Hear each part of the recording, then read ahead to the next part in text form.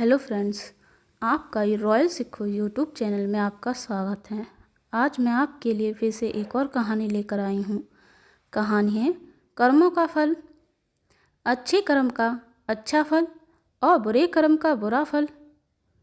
दोस्तों, हम सब इस दुनिया में इसलिए आते हैं क्योंकि हमें किसी से लेना होता है या तो किसी को देना होता है। इस बात को समझने के लिए आज मैं एक और प्रेरणादायक कहानी सुनाने जा रही हूँ आपको। एक नगर में एक राजा रहता था। वो बहुत ही दयालु था, धर्म कर्म में यकीन करने वाला था। उनके पास जो भी व्यक्ति उधार मांगने आता वे उसे मना नहीं करता था। राजा ने यह काम अपने एक विश्वासी मंत्री को दिया था। जो भी व्यक्ति उधार मांगने आता था, मंत्री उससे एक ही सवाल पूछता था कि भाई, तुम उधार कब लौटाओगे, इस जन्म में या फिर अगले जन्म में। जो लोग ईमानदार होते थे वे कहते, राजा जी, हम तो इसी जन्म में आपका कर्ज चुकता कर देंगे। और कुछ लोग तो ज़्यादा चालाक एवं बेईमान होते थे। वे कहते, राजा जी, हम आपका कर्ज अगले जन्म में उतारेंगे। अगले जन्म में उधार वापसी की शर्त से कुछ लोग राजा को मूर्ख समझते थे और अपनी चालाकी पर खुश होते थे। एक दिन एक लुटेरा ने यह बात सुनी और वह राजा जी के पास उधार मांगने पहुंचा। उसे मालूम था कि राजा अगले जन्म तक रकम उधार दे देता है। उसका मकसद उधार लेने से अधिक राजा की तिजोरी को देखना था। अब लुटेरा ने राजा से कुछ रुपए उधार मांगे। राजा ने मंत्री को बुलाकर उधार देने को कहा। मंत्री ने लुटेरों से पूछा, भाई, इस जन्म में लौटाओगे या अगले जन्म में। लुटेरों ने कहा, मंत्री जी, मैं यह रकम अगले जन्म में लौटाऊंगा। मंत्री ने तिजोरी खोलकर उसे पैसे दे दिए। लुटेरे ने भी तिजोरी देख ली और तय कर लिया कि इस मूर्ख राजा की तिजोरी रात में लूट कर चला जाऊंगा। वो रात में ही राजा के घर पहुंच गया और वहीं गायों के तबेले में छुपकर राजा के सोने का इंतजार करने लगा। अचानक वो लुटेरा ने सुना कि गायें आपस में बातें कर रही हैं और वह लुटेरा गायों की भाषा ठीक से समझ पा रहा है। एक गाय ने दूसरी से पूछा, तुम तो आज ही आई हो ना। उस गाय ने जवाब दिया, हाँ, आज ही राजा के तबेले में आई हूँ। राजा जी का पिछले जन्म का कर्जा उतारना है।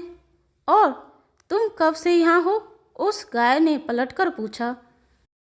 तो पहले वाली गाय ने बताया, मुझे तो 3 साल हो गए बहन।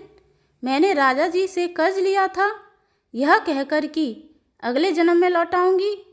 राजा से उधार लेने के बाद जब मेरी मृत्यु हो गई तो मैं गाय बन गई और राजा के तबेले में चली आई। अब दूध देकर उसका कर्ज उतार रही हूँ। जब तक कर्ज की रकम पूरी नहीं हो जाती तब तक यहीं रहना होगा। चोरों ने जब उन गायों की बात सुनी तो होश उड़ गए और वहाँ बंधी गायों की ओर देखने लगा। वे समझ गया कि उधार चुकाना ही पड़ता है, चाहे इस जन्म में या फिर अगले जन्म में उसे चुकाना ही होगा। वह उल्टे पांव राजा के घर की ओर भागा और जो कर्ज उसने लिया था उसे फटाफट मंत्री को लौटाकर रजिस्टर से अपना नाम कटवा लिया। दोस्तों, इस तरह से हर व्यक्ति को कुछ न कुछ लेन देन के हिसाब चुकाने होते हैं और इसी कर्ज का हिसाब चुकता करने के लिए इस दुनिया में हर कोई अलग अलग रूप में लेकर आता है। जैसे कोई बेटा बनकर आता है तो कोई बेटी, कोई पिता तो कोई माँ, कोई पति तो कोई पत्नी, कोई मित्र तो कोई शत्रु बनकर आता है। चाहे दुख हो या सुख, हिसाब तो सबको देने ही होते हैं। अच्छे कर्म का अच्छा फल और बुरे कर्म का बुरा फल, इस सभी को इस जन्म में ही नहीं तो अगले जन्म में भुगत चुकाना होता है। इसी प्रकार अगर अकारण कुछ बुरा होता है तो दुखी होने की बजाय सत्य को स्वीकार करना चाहिए कि जो कुछ हो रहा है वह हमारे कर्म का ही परिणाम है। कर्म फल से कोई नहीं बच सकता, यह अटल विधान है। आप जहाँ भी जाते हो, जो कुछ भी करते हैं, आपके कर्म ही आपको शांतिपूर्वक देख रहे होते हैं।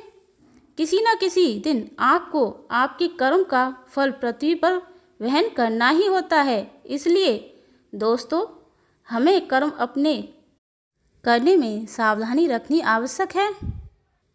राधे राधे, राधे राधे।